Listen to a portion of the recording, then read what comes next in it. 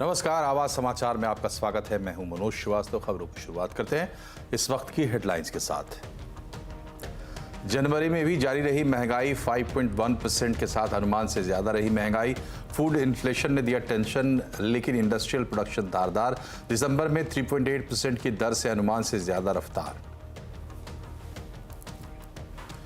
बिहार में एनडीए के कैप्टन नीतीश कुमार ने सदन में साबित किया बहुमत। एनडीए के पक्ष में पड़े 129 वोट, विपक्ष का वॉकआउट। तेजस्वी ने पलटने पर कसा तंज तो नीतीश ने जंगल राज की याद दिलाई।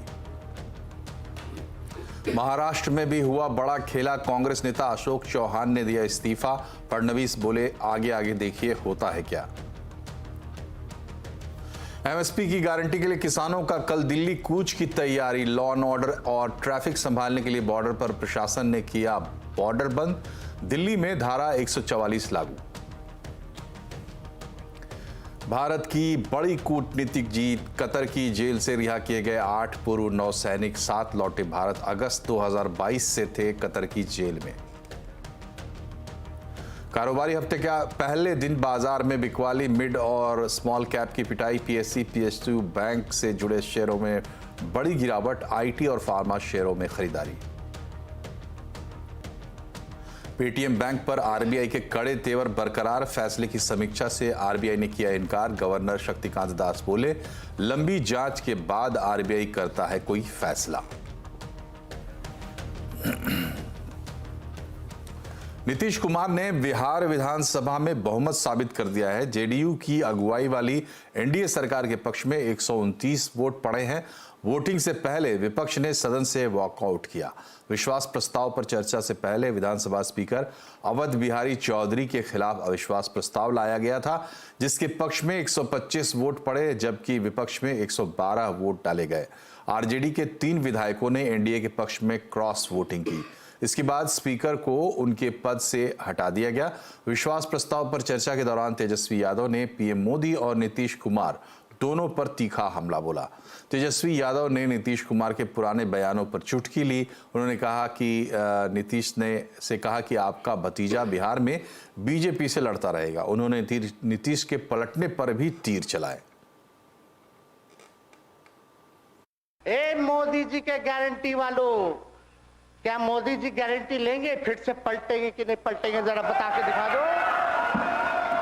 बताइए, मोदी जी के गारंटी वालों बताओ, बताइए पलटेंगे कि नहीं पलटेंगे मोदी जी का गारंटी।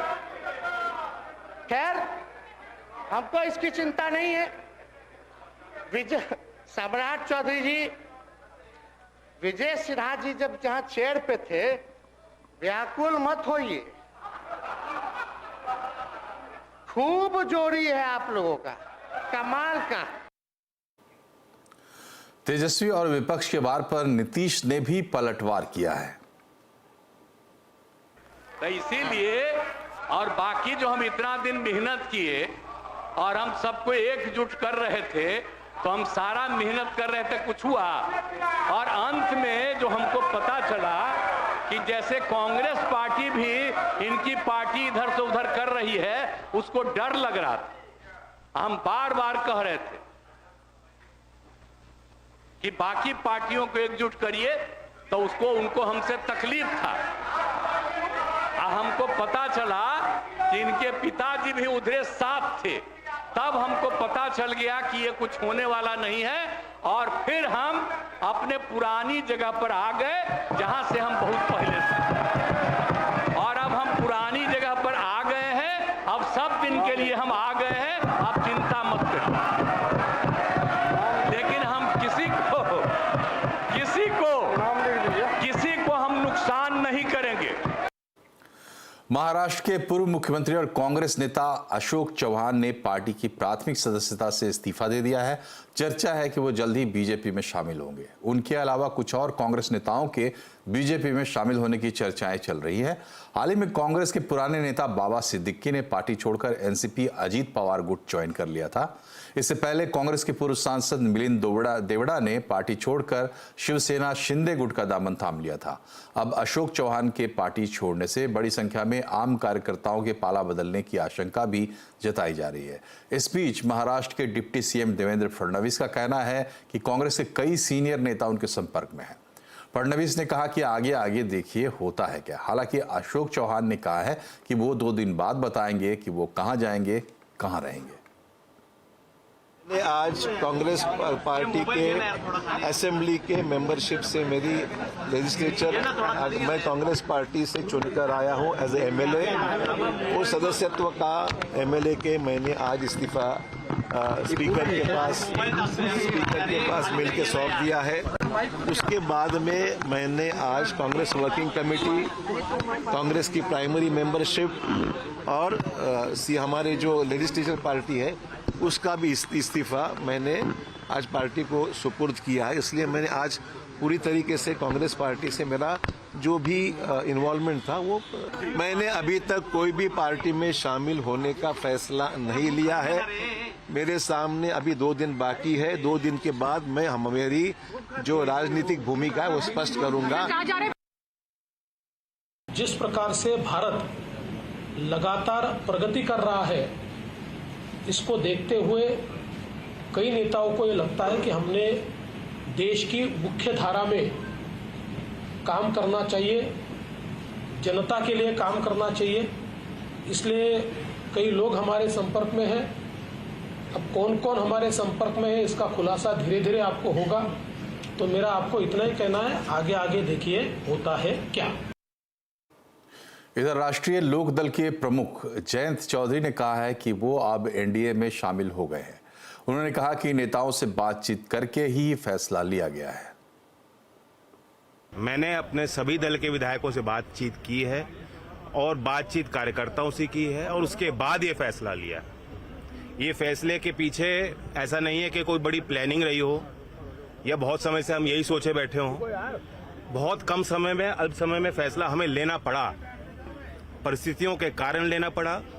और हमने हमारे कुछ अच्छे हैं देश के लिए, अपने लोगों के लिए, कि हम कुछ अच्छा करना चाहते हैं। और जब भारत रत्न से नवाजा गया है, हम सबका मन प्रफुल्लित है। बहुत बड़ा सम्मान सिर्फ मेरे परिवार के लिए का ही नहीं, ये हमारे दल तक सीमित नहीं है। देश के हर कोने में विराजमान जो हमारे किसान हैं, नौजवान हैं, गरीब लोग हैं, ये उनका सम्मान किया। और महाराष्ट्र में कांग्रेस की दिक्कतें बढ़ती जा रही हैं। एक के बाद एक नेता पार्टी छोड़कर जा रहा है। इंडिया गठबंधन की भी मुसीबत में है। इंडिया गठबंधन में क्या हो रहा है, आज आवाज अड्डा में इसी पर करेंगे बड़ी चर्चा शाम 7:57 पर। किसान एक बार फिर दिल्ली कूच करने की तैयारी में हैं। 200 से ज्यादा किसान संगठनों ने एमएसपी की गारंटी की मांग को लेकर दिल्ली का रुख किया है। किसानों ने इसे चलो दिल्ली मार्च का नाम दिया है। दिल्ली बॉर्डर और दिल्ली में किसानों के आंदोलन को लेकर प्रशासन ने सुरक्षा के कड़े इंतजाम किए हैं। दिल्ली के सभी बॉर्डर सील हैं और धारा 144 लागू कर दी गई है। आलोक प्रियदर्शी की ग्राउंड रिपोर्ट देखिए। किसानों के 13 फरवरी को दिल्ली चलो मार्च को देखते हुए दिल्ली से लगने वाले सभी बॉर्डर को सील कर दिया गया है। उसमें शंभू बॉर्डर, सिंघू बॉर्डर, टिकरी बॉर्डर और गाजीपुर बॉर्डर शामिल हैं। इस वक्त हम लोग मौजूद हैं गाजीपुर बॉर्डर पर। आप देख सकते हैं पीछे बैरिकेड को पुख्ता करने का काम चल रहा है। इसमें कंक्रीट भरकर एक तरह से दीवार बनाई जा रही है ताकि यहां से कोई पार न जा सके। किसानों के लगभग 200 यूनियंस ने दिल्ली में ट्रैक्टर, जीप और अलग अलग वाहनों से 13 फरवरी को यहां आने का आंदोलन ऐलान किया है, जिसे लेकर सरकार बेहद सतर्क हो गई है और दिल्ली को लगभग एक किले में तब्दील करने की तैयारी शुरू हो गई है। हालांकि जो किसानों के 200 यूनियंस ने एमएसपी यानी मिनिमम सपोर्ट प्राइस की गारंटी देने की मांग को लेकर यह आंदोलन किया है और इसी मुद्दे पर लेकर 2020 और 2021 में भी बड़े प्रदर्शन दिल्ली में हो चुके हैं और गाजीपुर बॉर्डर किसानों का एक तरह से कहें धरना प्रदर्शन स्थल बन गया था। काफी लंबे समय तक यहां पर धरना प्रदर्शन चलता रहा था। ऐसी स्थिति फिर से दोबारा न हो, इसे देखते हुए एक बार फिर से दिल्ली बॉर्डर या गाजीपुर बॉर्डर पर बड़े पैमाने पर रैपिड एक्शन फोर्स और दिल्ली पुलिस के जवानों की तैनाती की गई है। कटीले तार लगाए गए हैं। यहाँ पर और भी सड़कों को और पुख्ता किया जा रहा है। दूसरी तरफ से अगर देखें तो शंभू बॉर्डर और सिंघू बॉर्डर की तरफ से ड्रोन की भी तैनाती की गई है। टिकरी बॉर्डर पर भी ड्रोन की तैनाती की गई है और हरियाणा से आने वाले रास्तों पर गड्ढे भी खोद दिए गए हैं ताकि किसानों का जो जत्था है ट्रैक्टर के साथ वो दिल्ली में प्रवेश न कर सके। कुल मिलाकर सरकार की तरफ से नेगोशिएशन का काम चल रहा है, लेकिन अभी तक सफलता मिलती हुई नहीं दिख रही, क्योंकि किसानों ने 13 फरवरी को दिल्ली में आने का जो ऐलान किया है, दिल्ली मार्च का ऐलान किया है, उसे देखते हुए दिल्ली में एक धारा 144 भी लगा दी गई है। ट्रैफिक भी डाइवर्जन कर दिया गया है, क्योंकि इससे पहले जब भी किसान प्रदर्शन हुए हैं तो दिल्ली की स्थिति एक तरह से कहें चरमरा गई है, दिल्ली की एक तरह से कहें नब्ज रुक गई है। ऐसी स्थिति फिर से दोबारा न हो, इसलिए सरकार पहले से ही पुख्ता इंतजाम कर रही है और इसी के तहत जितने भी बॉर्डर हैं उसको बिल्कुल किले में तब्दील किया जा रहा है। कैमरामैन अखिलेश के साथ आलोक प्रियदर्शी, CNBC आवाज, गाजीपुर बॉर्डर, दिल्ली। और रिटेल महंगाई के मोर्चे पर अभी राहत नहीं मिलने वाली है। जनवरी में भी महंगाई अनुमान से ज्यादा ही रही है। हालांकि महंगाई दर में गिरावट है और ये 5.69% से घटकर 5.1% पर आ गई है। हाई फूड इन्फ्लेशन की वजह से रिटेल महंगाई में परेशानी बरकरार है। जनवरी में खाद्य महंगाई दर 8.30% पर बनी हुई है, लेकिन राहत की बात बस इतनी है कि दिसंबर की तुलना में महंगाई में कमी का ट्रेंड बना हुआ है।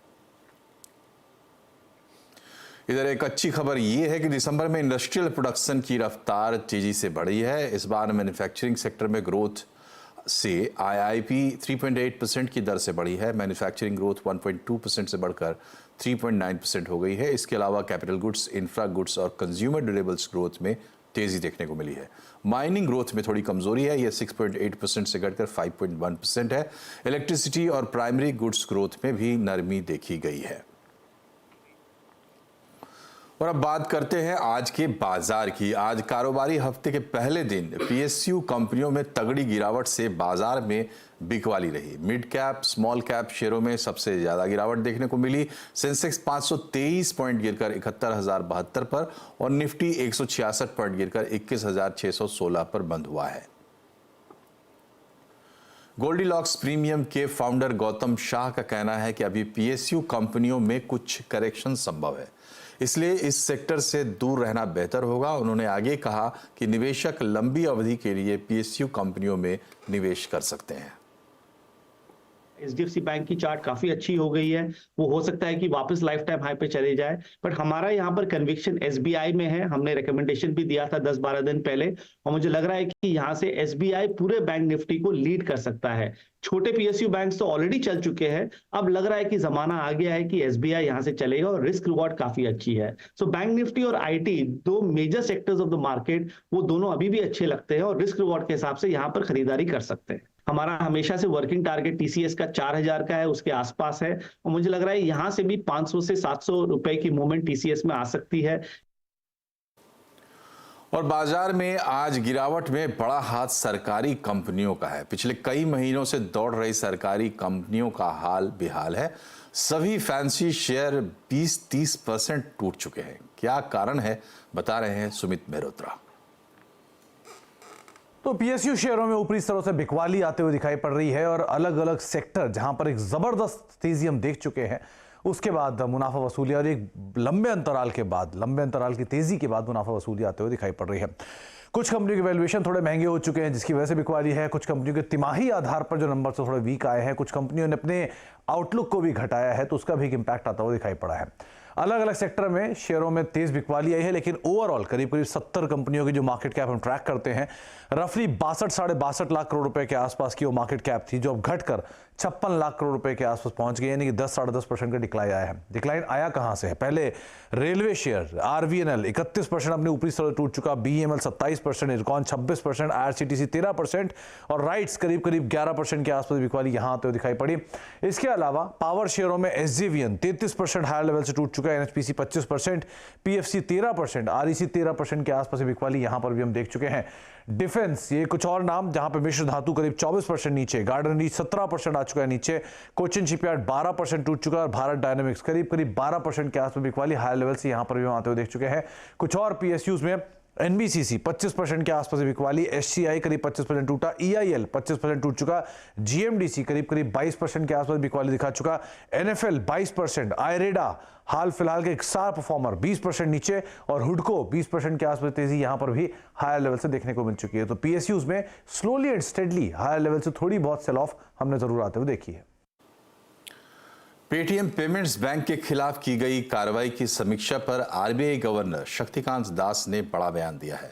आरबीआई गवर्नर ने कहा है कि पेटीएम मामले पर फैसले की समीक्षा नहीं करेंगे, बल्कि पेटीएम मामले को लेकर जल्द ही एफएक्यू जारी किया जाएगा। But there is no, at the moment, let me be say very clear, there is no review of the decision. If you are expecting a review of the decision, let me very clearly say there is no review of the decision. FAQ which we are proposing to issue is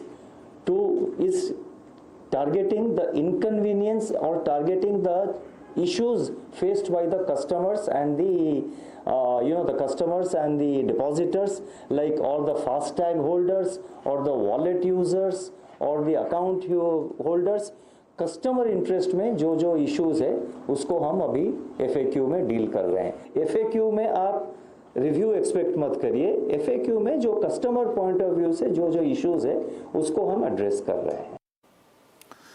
बाजार के focus में अगले 2 दिन MSCI रहने वाला है। दरअसल कल एमएससीआई बदलावों का ऐलान करेगा, जिसमें कुछ इतिहास में पहली बार होने जा रहे हैं। क्या है डिटेल्स, बता रहे हैं Yatin Mota.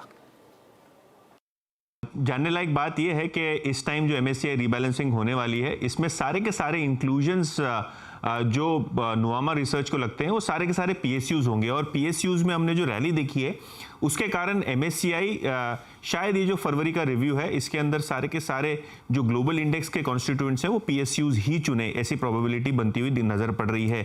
NMDC, PNB, BHEL और यूनियन बैंक जैसे शेयर्स आप एमएससीआई के ग्लोबल स्टैंडर्ड इंडेक्स में इंक्लूड होते हुए देख सकते हैं। आज शाम में देर शाम में ये पूरी की पूरी एमएससीआई की लिस्ट अवेलेबल होगी। और अगर हम बात करें इसके अलावा तो एनएचपीसी भी एक लाइकली कैंडिडेट है जो ग्लोबल स्टैंडर्ड इंडेक्स का भाग हो सकता है। दूसरी तरफ अगर हम बात करें जो नए आईपीओ से और जो नए पीएसयूज हैं, यहाँ भी आपको इंक्लूजन होता हुआ दिखाई पड़ सकता है। तो इंडिया रिन्यूएबल एनर्जी इरेडा जो फाइनेंसिंग कंपनी है इसका इंक्लूजन हो सकता है। Cello World, Honasa, Jaiprakash associates, RR Kabel और सिग्नेचर ग्लोबल जैसे काउंटर्स में आपको दिखाई पड़ सकता है स्मॉल कैप इंडेक्स में इंक्लूजन। हालांकि प्रेस्टीज एस्टेट, जीएमआर एयरपोर्ट्स और आरवीएनएल जैसे काउंटर्स एमएससीआई के ग्लोबल इंडेक्स से जो स्मॉल कैप इंडेक्स से बाहर हो सकते हैं। लेकिन क्लियरली फोकस पॉइंट रहेगा पीएसयूज, जहां सबसे ज्यादा प्रोबेबिलिटी बनी हुई है इंक्लूजन की एमएससीआई इंडिसेस में।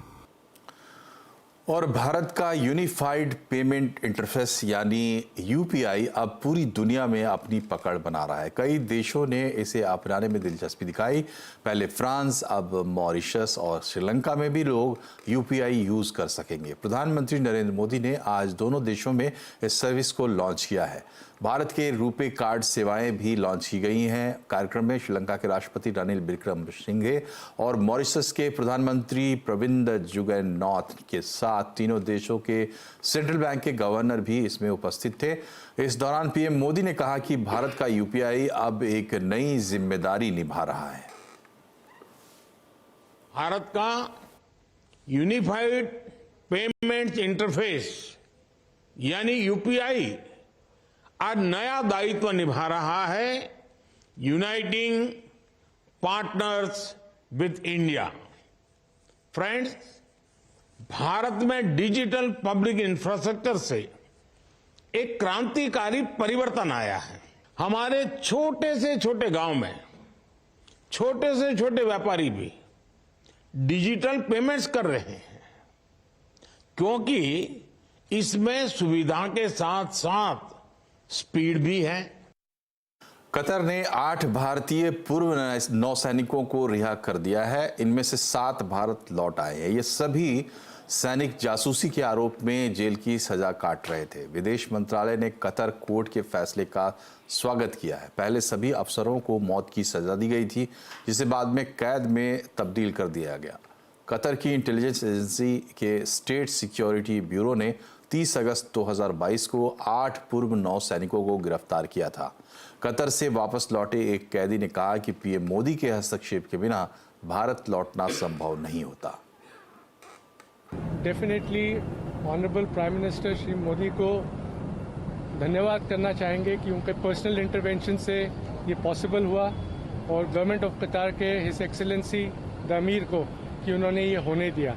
Without the intervention of prime minister Modi it won't be, आज हम आपके सामने खड़े नहीं हो रहे होते अगर इंटरवेंशन नहीं होता at that level, highest level. And specially government of India, उनके अथक प्रयास से कि वो कंसिस्टेंटली लगे रहे and we are there in front of.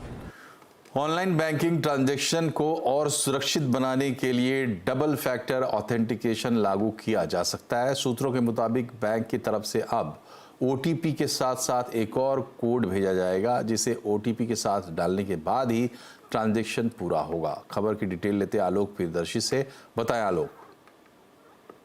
आवाज को सूत्रों से जानकारी मिली है कि सरकार सिम क्लोनिंग और कॉल फॉरवर्डिंग जैसे स्कैम को रोक लगाने के लिए डबल फैक्टर ऑथेंटिफिकेशन का इस्तेमाल करना चाहती है। इसके लिए सरकार ने टेलीकॉम डिपार्टमेंट और बैंक्स को निर्देश जारी कर दिए हैं। दरअसल डबल फैक्टर ऑथेंटिफिकेशन में ओटीपी के अलावा अन्य मेजर्स होते हैं, जिससे कि हैंडसेट की वेरिफिकेशन सख्त की जाती है, यानी कि हैंडसेट का वेरिफिकेशन को सुनिश्चित किया जाता है। इसमें ओटीपी के साथ साथ एक डिजिटल कोड हैंडसेट के IMEI नंबर के जरिए सीधे भेजा जाता है, जिससे कि ऐप के जरिए इसका वेरिफिकेशन किया जाता है, ताकि ये पता चल सके कि ग्राहक जो कि मोबाइल हैंडसेट यूज कर रहा है वही ऑनलाइन ट्रांजैक्शन करना चाहता है।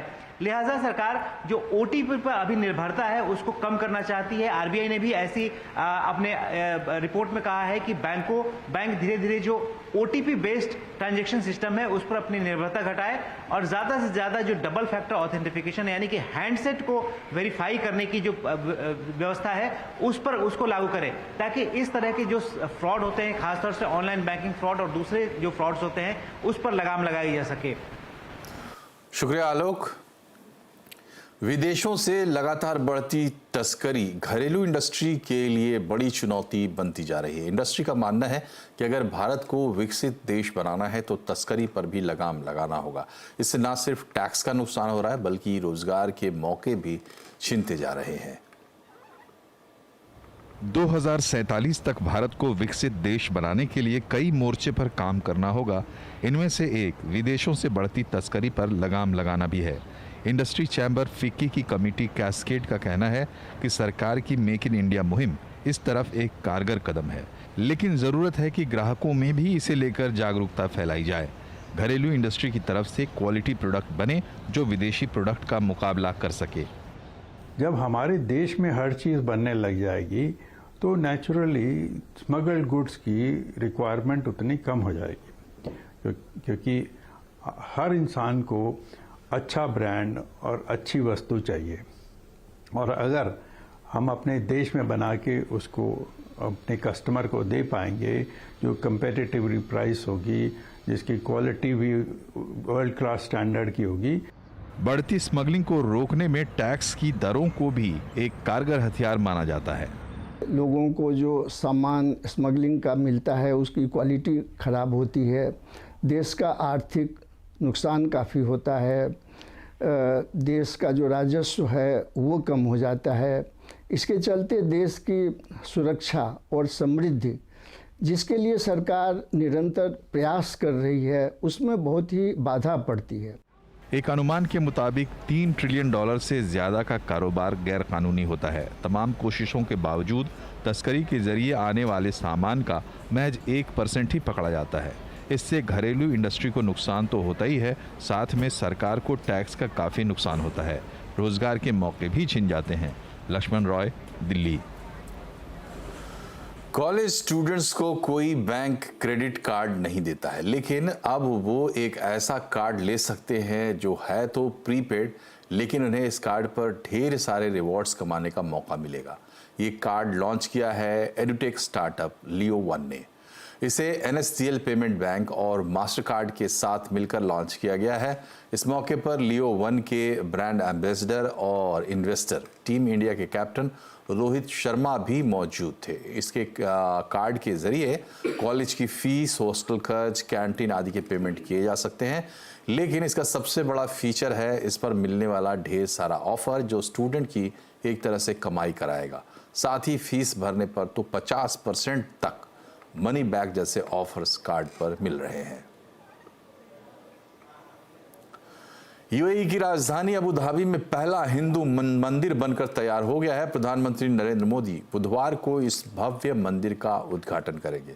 भारतीय बच्चे इस भव्य प्राण प्रतिष्ठा समारोह में आने वाले लोगों के लिए पत्थरों पर चित्रकारी कर रहे हैं, जिन्हें मंदिर के उद्घाटन में आने वाले मेहमानों को भेंट किया जाएगा। इस मंदिर का निर्माण बैप्स ने किया है। इस मंदिर को करीब 27 एकड़ जमीन पर बनाया गया है, जिसमें एक साथ 10,000 लोग पूजा पाठ कर सकेंगे। मंदिर को शाही पारंपरिक हाथ से नक्काशी किए गए पत्थरों से बनाया गया है। इसमें लगभग 40,000 स्क्वायर फीट संगमरमर का उपयोग किया गया है। आपको बता दें कि 2018 में पीएम मोदी ने आधारशिला रखी थी और इस मंदिर के लिए जमीन संयुक्त अरब अमीरात सरकार ने दान में दी है। इसी के साथ बुलेटिन में फिलहाल इतना ही, लेकिन खबरों पर अपडेट रहिए और इसके लिए जुड़े रहिए CNBC आवाज से। हम सोशल मीडिया प्लेटफॉर्म्स पर भी हैं। नमस्कार।